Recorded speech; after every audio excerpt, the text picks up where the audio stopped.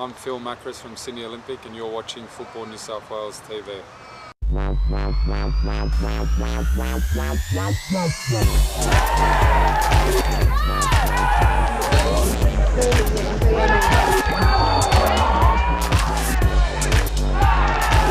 It was an unhappy weekend for the goalkeepers, with players turning on an absolute goal fest in round 8 of the competition.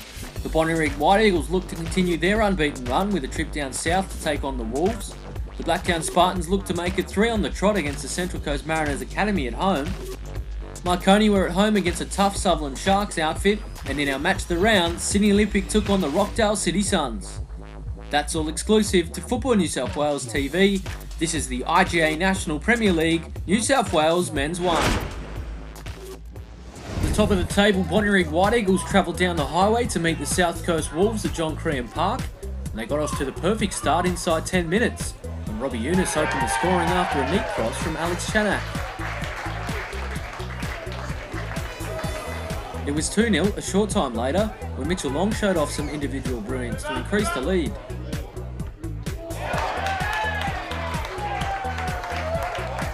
Bonnyrigg wasted little time trying to add to their lead in the second half, with Mitchell Long having multiple opportunities to find the target, only for some desperate Wolves defence to deny him. But Bonnyrigg wouldn't be denied for long, with Alex Chanak making it 3-0 in the 58th minute, firing home from a tight angle.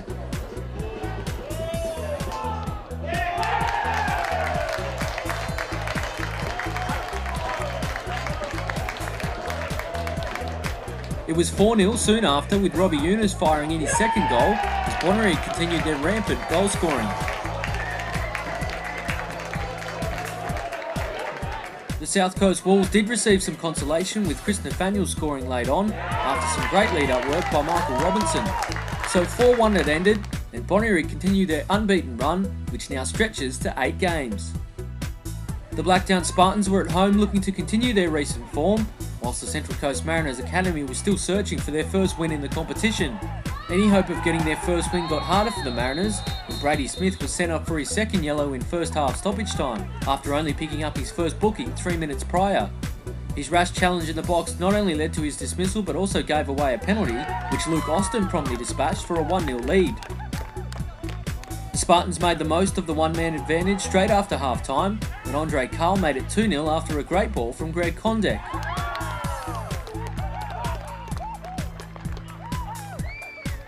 Jordan Nikolowski did a great job keeping his side in the game in the 59th minute after forcing a Nathan Milgate effort over the bar. But from the ensuing corner it was 3-0 when Greg Kondek headed home.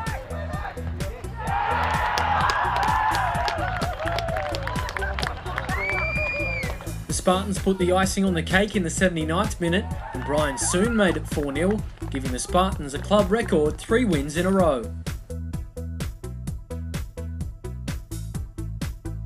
Blacktown City FC hoped to end the winning run of City United 58, and they were on their way in the second minute when Sean Rooney found Harris Gaytatsis, who fired past Liam Reddy in goal.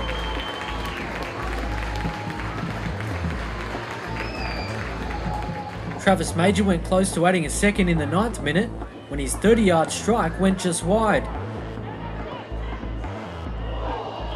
Blacktown City FC did manage a second goal in the 24th minute, when Miyazawa's slide found the net after a cross from Matthew Mayora.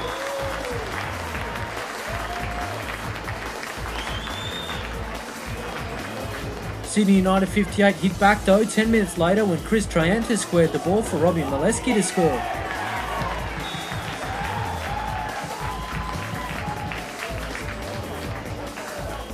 Triantis was involved again just minutes later, dribbling through the Blacktown defence before sending his shot over the bar. Triantis eventually did find the net in the 73rd minute, only for his goal to be disallowed due to the assistant flagging for an earlier handball. Blacktown sealed the 3 points in the 76th minute when Miyazawa broke down the left flank.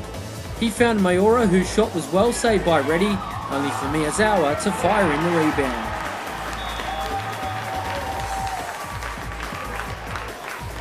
So Sydney United 58's unbeaten run ends with a shock 3-1 win for Blacktown City FC. The Sutherland Sharks travelled to Marconi Stadium looking to keep the pressure on the front runners, and the Sharks made a great start with Brad Boardman opening the scoring in the 9th minute following Ali Haybar's error.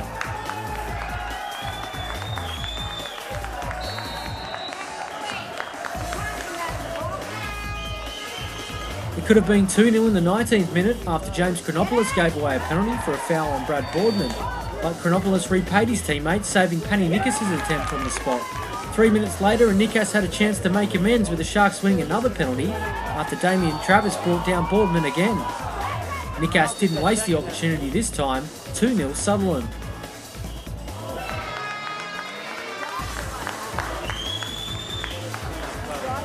It was almost 3-0 in the 37th minute when Boardman hit the post with a header from a Nikas cross. Milorad Simonovic pulled a goal back with a calm finish in the 53rd minute, but the Sharks held on to take the well-deserved 3 points with a 2-1 win.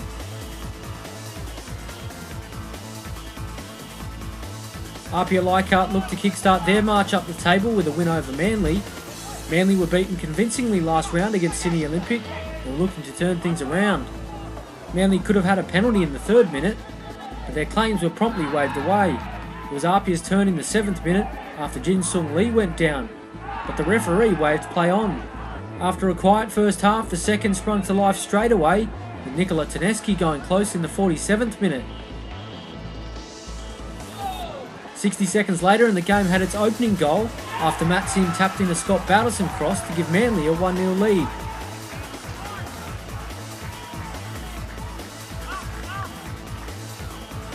It got worse for Apia 2 minutes after going behind when Mark Burns saw red for this challenge. Manly nearly sealed the points when Colin Eiley shot wide in the 73rd minute, and they were made to pay for their missed opportunities in stoppage time when Nikola Taneski scored a heart-stopping equaliser, scoring a fantastic goal to break Manly hearts.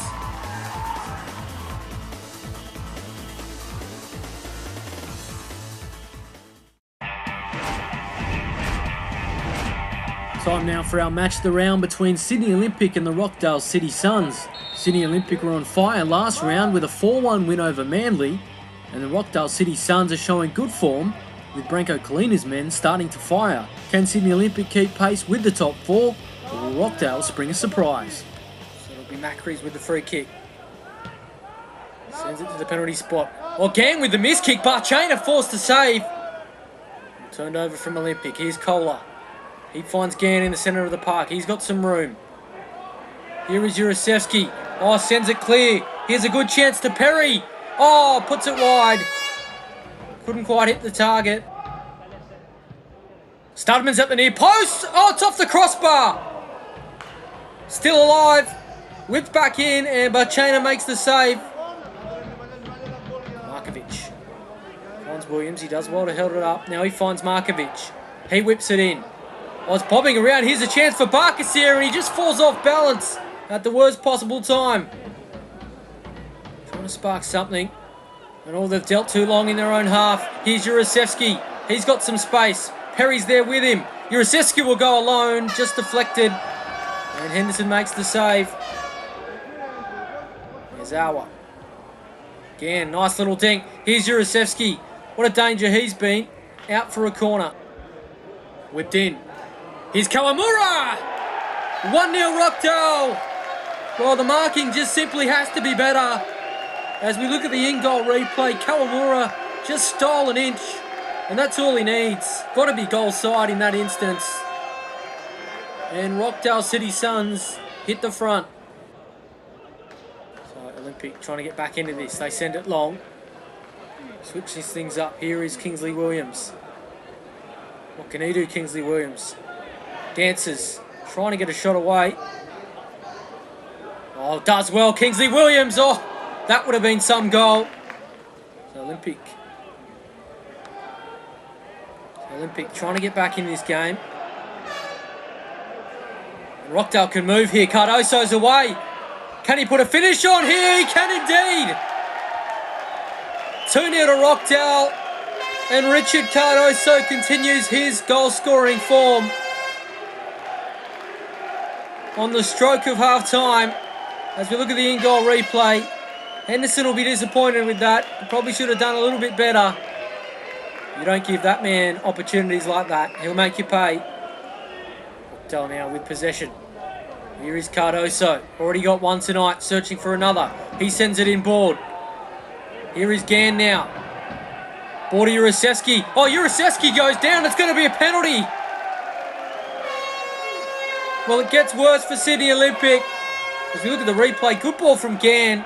And Uriseski's feet were just too quick. Here's Cardoso from the spot. 3-0. He doesn't miss from there. It's his second goal of the night. He just can't stop scoring. Richard Cardoso showed great poise. Sends Henderson the wrong way. Angel, he loses possession. Here is Uyghur playing out from the back for Rockdale. That's a great ball. Finds Brendan Gann.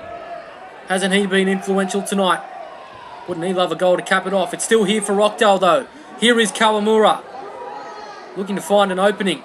He lays it off to Gollins. Gollins does well to get round his mount. Here's Kawamura! Still there, Cardoso! Henderson made the save but could only find the feet of Richard Cardoso. As we look at the replay, Henderson makes a point-blank save, but it falls to the feet of Cardoso. He taps it in. He's got a hat-trick. And what about this? Rockdale City Suns 4, Sydney Olympic 0. I just think we didn't turn up tonight. We didn't play to our normal game plan, and credit to Rockdale. They've got a really good team, and I think they'll be one of the dark horses this year. They've got a lot of depth, and yeah, just our boys didn't turn up. It was an off night, so it was really disappointing, especially at home, but that's football. The beauty of it, we'll play Bonnyrigg next week, so we can make this all go away with a win next week. Difficult night for you as well. You had a bit of an ankle injury. I believe you had a Studman as well. Yeah, Brett and I were struggling going into the match. We didn't train all week, but I'm not going to sit here and use that as an excuse. As soon as you put your hand up to play on the field, you've got to take full responsibility. Myself, I was terrible tonight, and so the rest of the other 10 players out there. So, like I said, credit to Rockdale again. They thoroughly deserve the win tonight.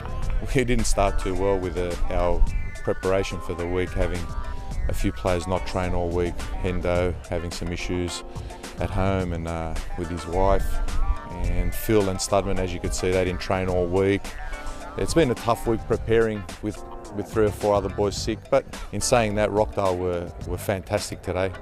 They were the best team so far that we've faced. They broke well out of defence into attack. Their transition was great. Full credit to them. They were the better team on the day by far. Got no answer to that. They were just too good. How disappointing, I guess, after the great showing last week with Manly United to sort of back that up again at home and lose all 3 points. These things happen, you know. The week before, Studman and Phil, they were great, and coming out here not having trained all week, you know, maybe we should have made our changes and given them a rest, but it's a different proposition, Manly to Rockdale. They're a great side, so you know, they're going to be in the mix. Yeah, well, look, I think that we could have scored more than 4 today.